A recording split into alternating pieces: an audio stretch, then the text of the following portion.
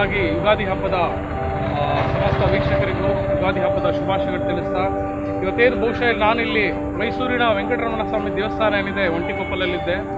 ಬಹುಶಃ ಪ್ರತಿ ವರ್ಷಗಳಂತೆ ಹಬ್ಬಗಳ ಹರಿದಿನಗಳಲ್ಲಿ ದೇವಸ್ಥಾನಗಳು ಬಂದು ಭಕ್ತಾದಿಗಳಿಂದ ತುಂಬಿ ತುಳುಕ್ತಿರ್ತಿತ್ತು.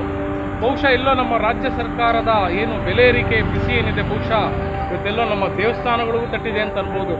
ಬಹುಶಃ ನಾನೊಂದು ಪ್ರತಿ ವರ್ಷವೂ ಪ್ರತಿ ಹಬ್ಬಗಳಲ್ಲೂ ಸುಮಾರು 8-8:30 ಬಂದ್ರೆ ಬಹುಶಃ ಇಲ್ಲೋ ನಿಲ್ಲಕ್ಕೂ ಒಂದು ಕ್ಯೂಗಳು ಬಂದು ಒಂದು ಆಲ್ಮೋಸ್ಟ್ 2 ಅವರ್ ಕ್ಯೂ ಇರೋದು.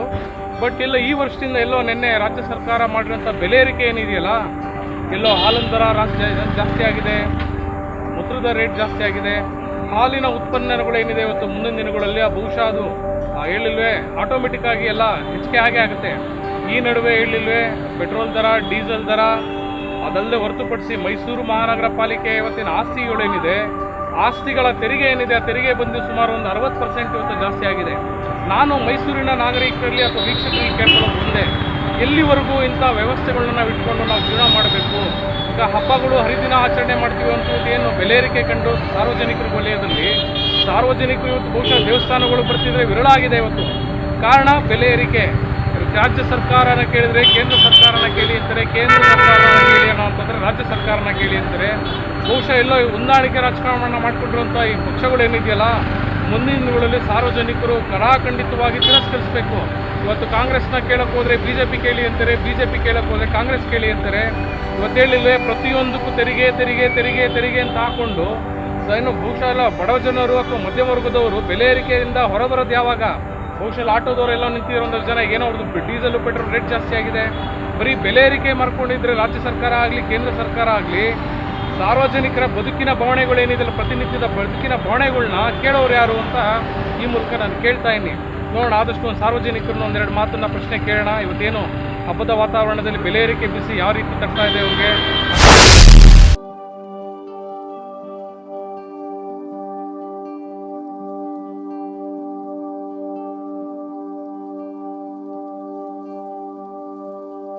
ಕಾಂಗ್ರೆಸ್ ಸರ್ಕಾರ ಅಧಿಕಾರಕ್ಕೆ ಬಂದಮೇಲೆ ಎಲ್ಲ ಬೆಲೆಗಳನ್ನು ಹೆಚ್ಚು ಮಾಡ್ತಾ ಹೋಗ್ತಾ ಇದ್ದಾರೆ. ಈ ಗ್ಯಾರಂಟಿ ನಿಧಿ ಇದಕ್ಕೋಸ್ಕರ ಹಣಗಳನ್ನು ಬಳಸ್ಕೊಳ್ಳೋದಕ್ಕೋಸ್ಕರ ಪ್ರತಿಯೊಬ್ಬ ಪ್ರಜೆಗಳ ಮೇಲೂ ಹೊರೆ ಆಗ್ತಾ ಇದೆ. ಹಾಲಿನ ದರ ಹೆಚ್ಚು ಮಾಡ್ತಿದ್ದಾರೆ, ರೈತರಿಗೆ ಅದರಿಂದ ಏನು ಉಪಯೋಗ ಬರ್ತಾ ಇಲ್ಲ. ಆದರೂ ಇವ್ರು ಮಾತ್ರ ಹಾಲೆ ಮೂರನೇ ಸಾರಿ ಹಾಲಿನ ದರನ ಹೆಚ್ಚು ಮಾಡ್ತಿದ್ದಾರೆ. ನಾನು ಹೇಳಬೇಕು ಅಂದರೆ ಇದೆಲ್ಲ ರಾಜಕಾರಣಿಗಳು. ಯಾಕೆ ಅಂದರೆ ವ್ಯಾಟ್ ಅವರಿಗೆ ಟ್ಯಾಕ್ಸ್ ಹಾಕೋದು, ಇದರಿಂದ ಹಣ್ಣು ಬಡಿಯೋದು, ಅದರಿಂದ ದುಡ್ಡು ಬಡಿಯೋದು, ಹಿಂಗೆ ಮಾಡ್ತಾರೆ.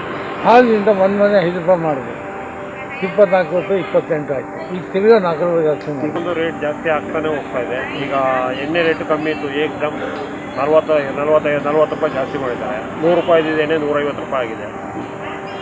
ದಿನ ಒಂದೊಂದು ಪದಾರ್ಥ ಏರ್ತಾನೆ ಹೋಗ್ತಾ ಇದೆ. ಈಗ ನೋಡಿದ್ರೆ ಇದು ಕಂದಾಯ ಬೇರೆ ಜಾಸ್ತಿ ಮಾಡ್ತಾ ಇದ್ದಾರೆ. ಮೈಸೂರು ನಗರ ಪಾಲಿಕೆ ಆಸ್ತಿ ಕಂದಾಯ ಏನಿದೆ ಇವತ್ತು ಜಾಸ್ತಿ ಆಗಿದೆ, 60% ಜಾಸ್ತಿ ಆಗಿದೆ.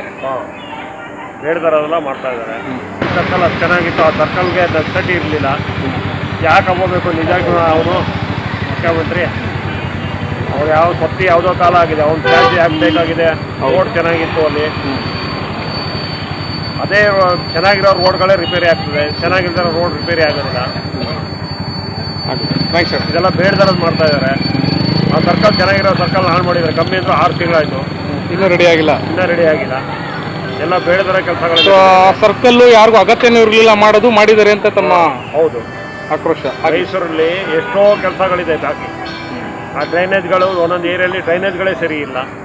ಅದೆಲ್ಲ ಅದೇ ದುಡ್ಡಿಗೆ ಮಾಡ್ಬೋದಲ್ಲ. ಆ ಸರ್ಕಲ್ ಯಾರನ್ನ ಮಗ ಕೇಳಿದ್ದ?